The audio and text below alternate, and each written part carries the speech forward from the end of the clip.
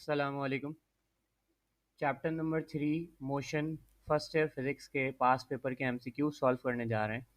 इससे पहले हमने चैप्टर नंबर 1 और चैप्टर नंबर 2 के एमसीक्यूज़ को सॉल्व किया है। अगर आपने नहीं देखे हैं तो मैं लिंक डाल दूंगा यहाँ पर। आप फर्स्ट 2 चैप्टर्स के एमसीक्यूज़ भी स्टडी कर सकते हैं।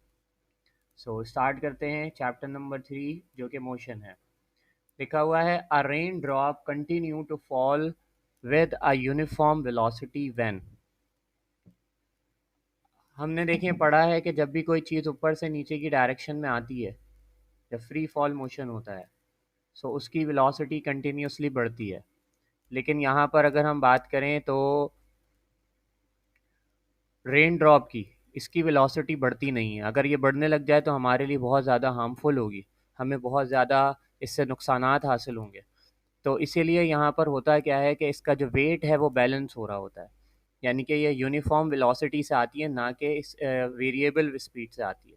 तो इसका जो वेट है वो बैलेंस होता है फ्रिक्शनल फोर्स और अप थ्रस्ट से, दोनों से बैलेंस हो रहा होता है। क्योंकि आपने देखा होगा एक रेन ड्रॉप इस तरीके से बनता है, ठीक। अच्छा, अब ये रेन ड्रॉप आपके पास जो बना हुआ है, इसमें अप थ्रस्ट फोर्स यहाँ पर लग रही होती है ऊपर की तरफ, जो इसको इस तरीके का शेप बनाती है, ठीक। और साथ ही साथ नीचे से इसके एयर फ्रिक्शन लग रही होती है, एयर फ्रिक्शन लगेगी जिसकी वजह से इसमें अपथ्रस्ट प्रोड्यूस होगा, तो ये रेन ड्रॉप इस शेप में आ जाएगा, जो एक रेन ड्रॉप की शक्ल होती है ऐसे।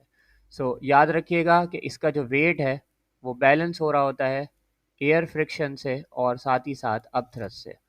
नेक्स्ट देखिए क्या लिखा हुआ है, when a body thrown vertically upward in case of. आपके पास दो मोशन होते हैं वर्टिकल मोशन की अगर हम बात करें। सो याद रखिएगा वर्टिकल मोशन दो होते हैं, एक कहलाएगा फ्री फॉल ये वाला, और एक कहलाएगा अंडर द ग्रेविटी। सो अगर कोई चीज़ नीचे से ऊपर जा रही है तो वो अंडर द ग्रेविटी कहलाएगी, और अगर कोई चीज़ ऊपर से नीचे आ रही है तो वो फ्री फॉल कहलाएगी। ठीक है ना, आई रिपीट कि अगर कोई चीज़ नीचे से ऊपर जाएगी तो वो अंडर द ग्रेविटी होगी, और अगर कोई चीज़ ऊपर से नीचे आएगी तो वो फ्री फॉल होगी। तो इन्होंने क्या बोला है यहाँ पर, when a body thrown vertically upward, ऊपर की तरफ फेंका जा रहा है, तो इसका जवाब जो है वो क्या होगा, अंडर द ग्रेविटी। ठीक है ना, अंडर द ग्रेविटी। नेक्स्ट पढ़ते हैं आगे। और नेक्स्ट हम आपके पास देखिए क्या लिखा हुआ है, as a result of constant unbalance force a body moves with. याद रखिएगा फोर्स का ताल्लुक जो है वो एक्सेलरेशन से है, यानी कि एक्सेलरेशन डायरेक्टली प्रोपोर्शनल है फोर्स के। फोर्स जैसे होगी वैसे ही एक्सेलरेशन होगा। तो यहाँ पर जो फोर्स है वो कांस्टेंट है, तो यहाँ पर एक्सेलरेशन भी जो है वो कांस्टेंट ही होगा। तो यहाँ पर इसका राइट आंसर जो है वो यूनिफॉर्म एक्सेलरेशन होगा। लिखा हुआ है in an in elastic collision. आपको मालूम है दो के तरीके के कोलिजन होते हैं, इलास्टिक और इन इलास्टिक। इलास्टिक में काइनेटिक एनर्जी और मोमेंटम दोनों सेम रहते हैं, और इन इलास्टिक कोलिजन में मोमेंटम तो सेम रहता है लेकिन काइनेटिक एनर्जी सेम नहीं रहती। तो इसका ऑप्शन जो है वो ऑप्शन बी है। क्या है, momentum is conserved but kinetic energy is not conserved. So the right answer is B. आगे बढ़ते हैं। लिखा हुआ है the acceleration of a body moving down a smooth inclined plane at 30 degree will be. आपसे बोला जा रहा है एक इंक्लाइंड प्लेन है, इसके ऊपर एक ऑब्जेक्ट है जो कि नीचे की जानिब आ रहा है, और इंक्लाइंड प्लेन का जो एंगल है थीटा वो आपके पास गिवन है 30 डिग्री। सो आपको मालूम है, और यहाँ पर बोला जा रहा है स्मूथ, स्मूथ का मतलब होगा फ्रिक्शन क्या होगी, ज़ीरो। सो इसको मालूम करने के लिए हम क्या करेंगे, यहाँ पर सिंपल सा एक फॉर्मूला लगाएंगे जो हमने पढ़ा है, A is equal to G sine theta minus F over M. अच्छा, एफ ओवर एम तो यहाँ पर ख़त्म हो जाएगा क्योंकि ये ज़ीरो गिवन है, तो जी साइन थीटा आएगा। तो जी की जगह पर क्या रखेंगे, 9.8, और मल्टीप्लाई करवा देंगे साइन 30 से।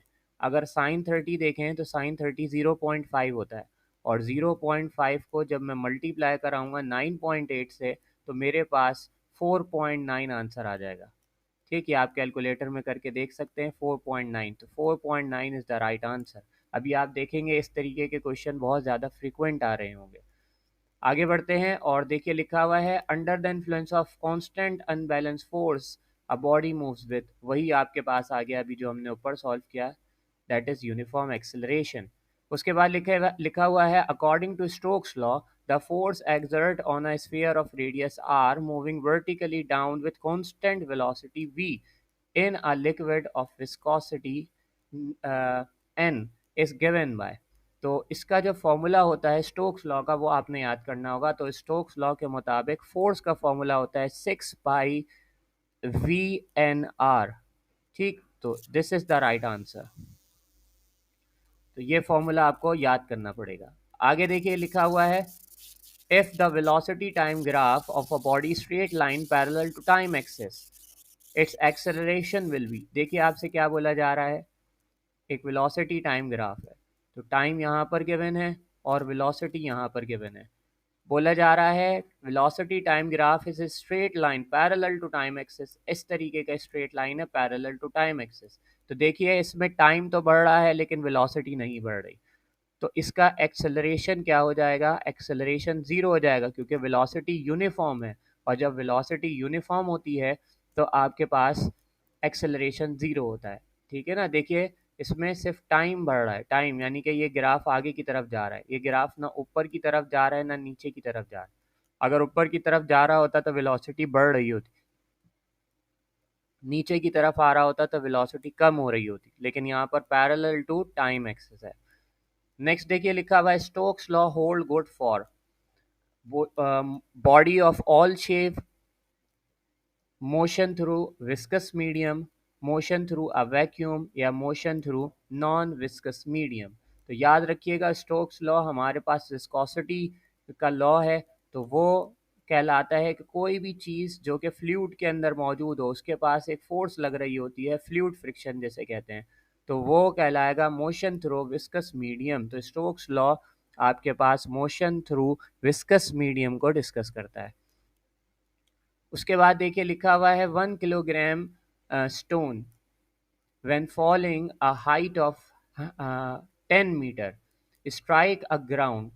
बोल रहे हैं कि एक आपके पास ऑब्जेक्ट है जिसका मास 1 किलोग्राम है, ऊपर से फेंका जा रहा है नीचे की जानिब।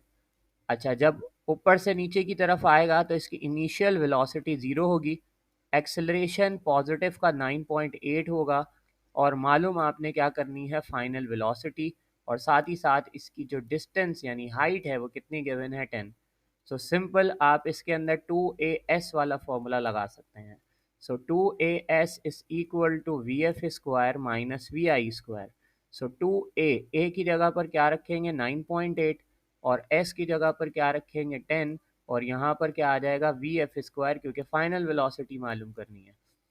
अच्छा, vi ज़ीरो हो जाएगा इसलिए यहाँ पर ये ज़ीरो लिख देंगे। अच्छा, 2 को 9.8 से मल्टीप्लाई कराएंगे 19.6 मल्टीप्लाई बाय 10, यहाँ पर vf स्क्वायर होगा, ये हो जाएगा 196 इक्वल टू vf स्क्वायर। अब दोनों तरफ इसका रूट जब हम निकालेंगे 196 का रूट निकालेंगे तो 196 का रूट क्या होता है 14। So 14 is the right answer. 14 metre पर सेकंड से स्ट्राइक करेगी जो भी बॉल या जो भी स्टोन फेंका जा रहा है वो। आगे देखिए लिखा हुआ है a car travelling at 65 kilometer per hour north turns to west without changing its speed the car is moving with। देखिए आपके पास स्पीड चेंज नहीं हो रही लेकिन डायरेक्शन चेंज हो रही है। हम क्या कह रहे हैं कि नॉर्थ से वेस्ट की तरफ ये जो है वो टर्न कर रही है। ठीक है ना, इस तरीके से टर्न कर रही है। तो आपके पास यहाँ पर नॉर्थ से वेस्ट की तरफ इसकी डायरेक्शन चेंज हो रही है। तो याद रखिएगा वेलोसिटी के पास दो चीज़ें होती हैं, एक होता है मैग्नीट्यूड और दूसरी होती है डायरेक्शन। अगर इन दोनों में से कोई भी एक चीज़ चेंज हो जाए तो वेलोसिटी चेंज हो जाती है।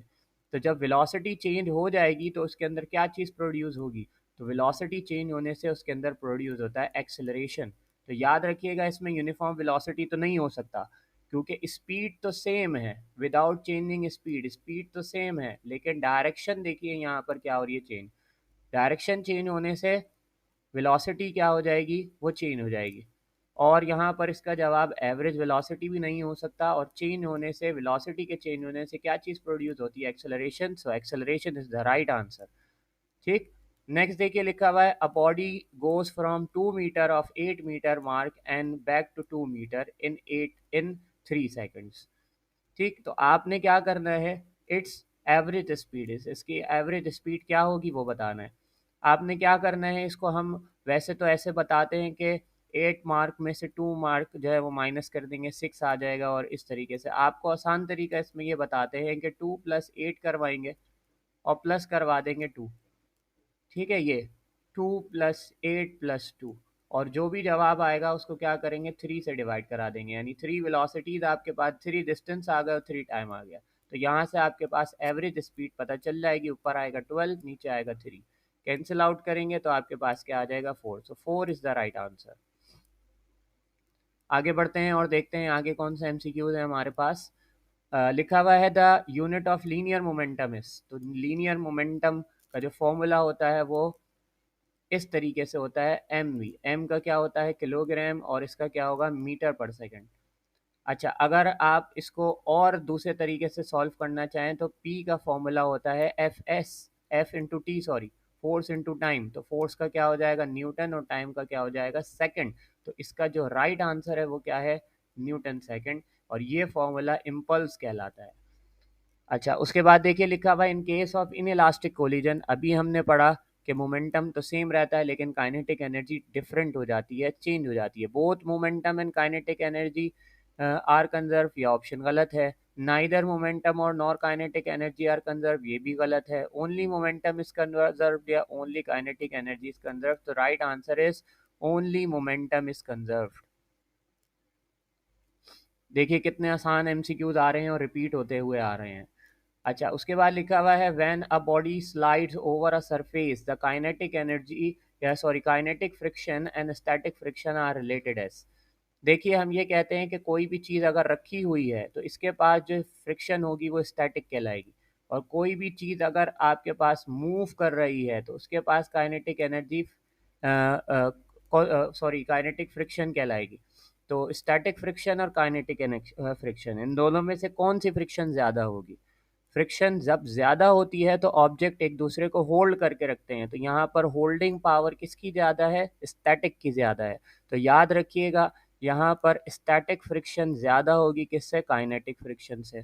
या हम इसको दूसरे लफ्ज़ों में इस तरीके से लिख सकते हैं कि kinetic friction is less than static friction, so the option A is right, kinetic friction is less than static friction.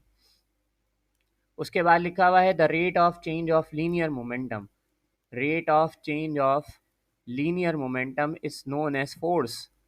ठीक। अच्छा, उसके बाद लिखा हुआ है the acceleration of a body moving down an incline plane, यह भी हमने सॉल्व किया था जिसका आंसर क्या आ रहा था 4.9। उसके बाद देखिए दोबारा रिपीट क्वेश्चन आ गया आपके पास, the unit of linear momentum is, linear momentum का जो यूनिट होता है वो क्या होता है, newton second. If the velocity time graph moving is curve, आपको पता है कि अगर वेलोसिटी टाइम ग्राफ आपके पास क्या बने, कर्व बने, इस तरीके से कर्व बने, तो आप क्या कहते हैं कि आपकी वेलोसिटी चेंज हो रही है और साथ ही साथ आपका एक्सेलरेशन भी क्या हो रहा है, चेंज हो रहा है। तो यहाँ पर आ जाएगा चेंजिंग एक्सेलरेशन। अगर स्ट्रेट लाइन बन रही होती तो यूनिफॉर्म एक्सेलरेशन होता। उसके बाद लिखा हुआ है Stokes law, in Stokes law the viscous force is not proportional to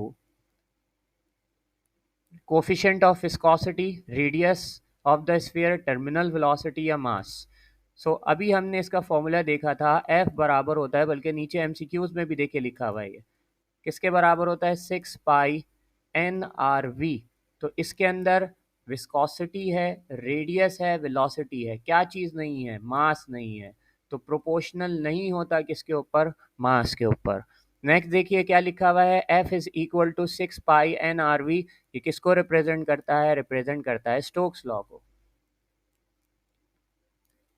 आगे देखिए क्या है आपके पास, how much high does free fall body mass 2 kilogram loses in 2 second, कितना आपके पास मूव करेगी, यानी डिस्टेंस मालूम करना है, हाइट यानी इनिशियल वेलोसिटी क्या होगी, ज़ीरो, क्योंकि फ्री फॉल मोशन आ रहा है। टाइम क्या रखेंगे, टाइम रखेंगे 2 सेकेंड। सो अब, और जब कोई चीज़ ऊपर से नीचे आती है तो ग्रेविटी ए की जगह पर रखी जाती है, दैट इज 9.8। सो हम यहाँ पर फॉर्मूला कौन सा लगा सकते हैं, s is equal to v i t plus half a t square. So s मालूम करना है, ये चीज़ ज़ीरो हो जाएगी, +1/2, यहाँ क्या लिखेंगे 9.8, और यहाँ पर क्या लिखेंगे 2 का स्क्वायर। सो 2 का स्क्वायर हमारे पास क्या हो जाएगा 4, मल्टीप्लाई करवाएंगे 9.8 से, डिवाइड करवाएंगे 2 से, तो इसको कैंसिल करेंगे, ऊपर बचेगा 2, 2 को मल्टीप्लाई कराएंगे 9.8 से, तो कितना होगा 19.6। ठीक है, 19.6 हमारे पास जो है वो आंसर आ जाएगा। सो 19.6 is the right answer. The rate of change of linear momentum is called, अभी हमने देखा इसका जवाब क्या होता है, फोर्स। उसके बाद दोबारा वही रिपीट क्वेश्चन आपके पास आ रहा है, क्या लिखा हुआ है, when a constant force is apply on a body its move with constant acceleration. जैसी फोर्स वैसे ही आपके पास एक्सेलरेशन। लीनियर मोमेंटम की डायमेंशन, मोमेंटम का formula P is equal to m v. M का क्या होगा कैपिटल एम, और वी का क्या होगा L t-1। डायमेंशन हमने सॉल्व करी हैं, उसकी वीडियो भी हमारे पास मौजूद है, अगर आपने नहीं देखी तो आप देख सकते हैं। उससे आपको जितनी भी डायमेंशन हम फिजिक्स के अंदर सॉल्व करते हैं 3 डायमेंशन, वो आपको सॉल्व करनी आ जाएंगी ईजिली। इसके बाद देखिए लिखा हुआ है Stokes law for fluid friction is given by, वही F is equal to 6π/nRV। आगे देखिए लिखा हुआ है if a light object collide elastically with a massive object which is at rest, the light object will, क्या बोल रहे हैं, एक बड़ा सा ऑब्जेक्ट है जो कि रेस्ट की हालत में, इसके सामने एक लाइट ऑब्जेक्ट जाकर टकराता है, तो टकराने के बाद क्या होगा, वो उसी स्पीड से वापस आ जाएगा, तो आप क्या बोलेंगे, रीबाउंड विथ सेम वेलोसिटी। ठीक, स्टोक्स लॉ होल्ड वेल, ये अभी हमने पढ़ा था, मोशन थ्रू विस्कस मीडियम। आगे देखिए क्या है हमारे पास, how many metres will a 20 kilogram ball starting from rest fall freely in 1 second. क्या कह रहे हैं, ऊपर से एक ऑब्जेक्ट नीचे की तरफ आ रहा है और इसकी इनिशियल वेलोसिटी हमारे पास क्या है 0, और एक्सेलरेशन ड्यू टू ग्रेविटी कितना होगा 9.8, टाइम कितना गिवन है 1 सेकेंड। सो आपने बताना है कितना डिस्टेंस ये कवर करेगा। फॉर्मूला आपके पास क्या है, s is equal to v i t plus half a t square, तो ये तो ज़ीरो हो जाएगा, +1/2, ए की जगह क्या रखेंगे 9.8, और टी की जगह रखेंगे 1 का स्क्वायर। सो 1 मल्टीप्लाई बाय 9.8, 9.8 हो जाएगा, 9.8 से 2 को डिवाइड करवा देंगे तो कितना हो जाएगा 4.9 metre. So 4.9 metre is the right answer. 1 second के अंदर 4.9 मीटर कोई भी ऑब्जेक्ट जो है वो डिस्टेंस कवर करता है। लिखा हुआ है when a body move vertically upward the work done will be, तो वर्क डन आपके पास क्या होता है, नेगेटिव होता है। वर्टिकली अपवर्ड से मुराद क्या है, देखिए जब भी कोई चीज़ नीचे से ऊपर की जानिब जाएगी, वेट तो नीचे लग रहा होगा लेकिन जा ऊपर रही होगी, डिस्टेंस ऊपर होगा, तो वर्क डन का जो फॉर्मूला होता है वो क्या होता है, एफ एस कॉस थीटा। ठीक, एफ की जगह क्या रखेंगे डब्ल्यू, एस की जगह पर एस ही आ जाएगा, कॉस थीटा की जगह पर थीटा कितना रखेंगे 180, अपोजिट डायरेक्शन है, तो कॉस 180 जब निकालेंगे तो कॉस 180 जो है वो -1 के बराबर आता है, सो इसीलिए वर्क डन क्या हो जाएगा नेगेटिव। नेक्स्ट देखिए लिखा हुआ है the acceleration of a body moving down an frictionless inclined plane at 30 degree will be, तो अभी हमने ये सॉल्व किया था और ऊपर 2-3 दफ़ा ये चीज़ आ चुकी है हमारे पास, तो इसका राइट आंसर होगा 4.9। लिखा हुआ है 1 kilogram stone fall freely from a height of 10 metre strike the ground with, ये अभी हमने ऊपर सॉल्व किया था जिसका आंसर 14 मीटर पर सेकेंड आ रहा था, ये आप दोबारा सॉल्व करके देख सकते हैं। The property of fluid due to which they resist flow is called, वो कौन सी चीज़ है फ्लूइड के अंदर जो उसको किसी भी ऑब्जेक्ट को बहने से रोकती है, तो वो कहलाती है आपके पास विस्कोसिटी, यानी कि फ्लूइड फ्रिक्शन कौन सी है, तो वो कहलाएगी विस्कोसिटी। आगे देखिए लिखा हुआ है the average and instantaneous velocity of a body are same, the body will move with. तो याद रखिएगा जब इंस्टेंटेनियस और एवरेज वेलोसिटी सेम हो जाती है तो बॉडी मूव करती है यूनिफॉर्म वेलोसिटी से। अगर यहाँ लिखा होता if the average and instantaneous acceleration of a body are same, तो वो किस तरीके से मूव करेगा, यूनिफॉर्म एक्सेलरेशन से। If a body fall freely the distance covered by it in 2 seconds is। तो अभी हमने ऊपर किया है उसी तरीके से हम कर सकते हैं कि कोई बॉडी ऊपर से आ रही है, इनिशियल वेलोसिटी क्या है, नीचे आएगी, तो इसका डिस्टेंस कितना कवर करेगी वो हमने मालूम करना है। ए कितना रखेंगे 9.8 और टाइम कितना रखेंगे 2 सेकेंड्स। तो सिंपल हम क्या करते हैं यहाँ पर s is equal to v i t plus half a t square लगाते हैं। तो s इज इक्वल टू ये ज़ीरो हो जाएगा प्लस 1/2 9.8, और यहाँ पर क्या होगा 2 का स्क्वायर 4 होगा, तो 9.8 मल्टीप्लाई बाय 4/2, 2 से ये कैंसिल होगा, 2 को मल्टीप्लाई कराएंगे 9.8 से तो कितना हो जाएगा 19.6। तो 19.6 इज़ द राइट आंसर। ये अभी सॉल्व किया था हमने ऊपर। आगे देखिए क्या लिखा हुआ है the rate of change of linear momentum is known as force. ठीक, कितनी दफ़ा आ चुका है देखिए ये। उसके बाद लिखा हुआ है if f be the limiting friction and r the normal reaction the coefficient of static friction mu is. तो म्यू का जो फॉर्मूला है वो क्या होता है, म्यू का फॉर्मूला होता है mu equal to f over r. It is the ratio between frictional force. अच्छा देखिए नेक्स्ट आप हमारे पास क्या है in the velocity, if the velocity of a body is decreasing the direction of acceleration is। तो याद रखिएगा जब वेलोसिटी डिक्रीज होने लग जाती है तो एक्सेलरेशन जो है वो नेगेटिव डायरेक्शन में चला जाता है, लेकिन ज़रूरी नहीं है कि एक्सेलरेशन कम हो रहा है, एक्सेलरेशन बढ़ भी सकता है। ठीक, तो याद रखिएगा कि अपोजिट हो जाएगी डायरेक्शन एक्सेलरेशन की जब वेलोसिटी क्या हो जाएगी, डिक्रीज हो जाएगी। अच्छा उसके बाद लिखा हुआ है kinetic energy, kinetic friction is always, अभी हमने ऊपर पढ़ा लेस देन होती है किससे, स्टैटिक फ्रिक्शन से। आगे बढ़ते हैं, लिखा हुआ है Stokes law is applicable to. Stokes law applicable है मोशन थ्रू विस्कस मीडियम। देखें कितने सारे एमसीक्यूज वही रिपीट हो रहे हैं आपके पास। नेक्स्ट देखिए क्या आ रहा है a bus of weight 30,000 newton is moving with uniform velocity of 14 metre पर सेकेंड इस एक्सेलरेशन इज। अच्छा आप देखें इस एम सी क्यूज़ को बच्चे देखते हैं तो ये समझते हैं कोई ये नुमेरिकल आ गया, जबकि ये लॉजिकल क्वेश्चन है। देखें इसमें क्या बोला जा रहा है कि एक बस जो है वो 30,000 न्यूटन की फोर्स यानी वेट रखती है, मूव कर रही है यूनिफॉर्म स्पीड से यानी यूनिफॉर्म वेलोसिटी से मूव कर रही है ऑफ 14 मीटर पर सेकेंड। इसका एक्सेलरेशन क्या होगा, तो याद रखिएगा जब यूनिफॉर्म स्पीड होती है, यूनिफॉर्म वेलोसिटी होती है, तो एक्सेलरेशन क्या होता है, ज़ीरो होता है। ठीक, तो एक लॉजिकल क्वेश्चन आपसे यहाँ पर पूछा गया। उसके बाद देखिए लिखा हुआ है an object is fall through a viscous fluid with terminal velocity, its velocity is increasing decreasing या फिर रिमेन कांस्टेंट या बिकम ज़ीरो। तो याद रखिएगा टर्मिनल वेलोसिटी वो वेलोसिटी होती है जो कांस्टेंट होती है।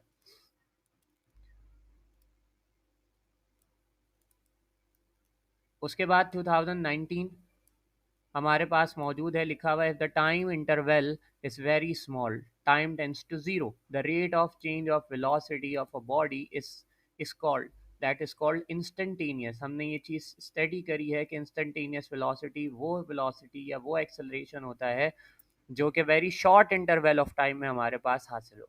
ठीक, उसके बाद लिखा हुआ है if R B the limiting friction and if F be the limiting friction and R be the normal reaction, then the coefficient of static friction will be equal to, तो अभी हमने देखा it is the ratio between F over R, so F over R is the right answer। अभी हमने पढ़ा था ना mu जो है वो बराबर होता है F over R के। ठीक, तो देखिए हमने 2019 तक के एमसीक्यूज यहाँ पर सॉल्व किए हैं। इसी तरीके से आप दूसरे चैप्टर्स के भी एमसीक्यू सॉल्व कर सकते हैं। मैं इसी तरीके से chapter number 4 to onward videos यहाँ पर अपलोड करने जा रहा हूँ, जिससे आपको बहुत ज़्यादा फ़ायदा हासिल होगा। आप ये वीडियोस अपने फ्रेंड्स को शेयर करके आगे उनको भी बहुत ज़्यादा फ़ायदा हासिल करने के लिए मौका फ़राहम करें।